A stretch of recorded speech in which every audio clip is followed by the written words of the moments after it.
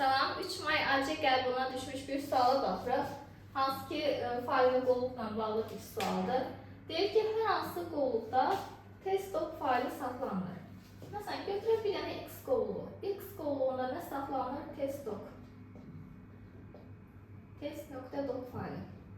Baxın, bu tip sualda oxuduqca başlayın artıq qeydləri götürməyə.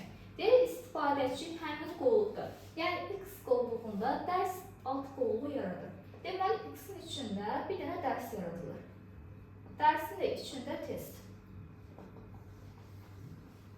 Çünki deyir, qovluqda dərs alt qovluğu yaradılır və fayl ora daşınır. Okey daşınır. Deyir, daha sonra istifadəçi dərs qovluğu daxilindəykən, yəni dərsin içindəykən 2 səviyyə yuxarı qalxır. Yuxarı deyəndə sol tərəfə gedir. Bir səviyyə yuxarı qalxanda X-in içinə gəlir. Təzən bir səviyyədə yuxarı gələndə bir qadında random bir dənə qovluğun içərisinə gəlir. Deyir və həmin qovluqdan, yəni Y-dən program doc faylını silir. Deməli, Y-in içərisində nə var imiş?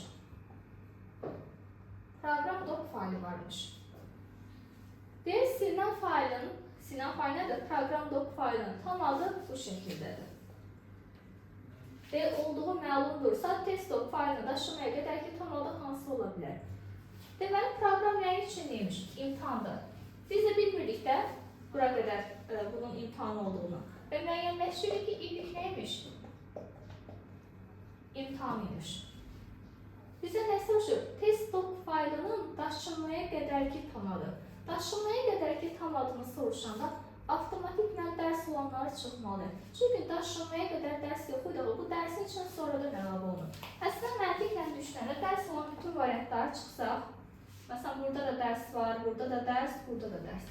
Deməli, qəbulda da variantlar bunun kimidir. Cavabı ala bilirsiniz seyini. Amma məsələn, elə ola bilər ki, qəbulda məsələn, 3 variantda dərsi verməsən. Başa bu zaman necə tapırıq? Bilirəm ki, X nəyin üçün demiş? Y-in içində. Y-i aldım imtihan. Deməli, imtihan gəlməlidir. X-in üçün random bir dənə ad verə bilər, sonra test.doc gəlməlidir. Elə həqiqətən buna uyğun variantımız C-dir. Baxın bu şəkildə.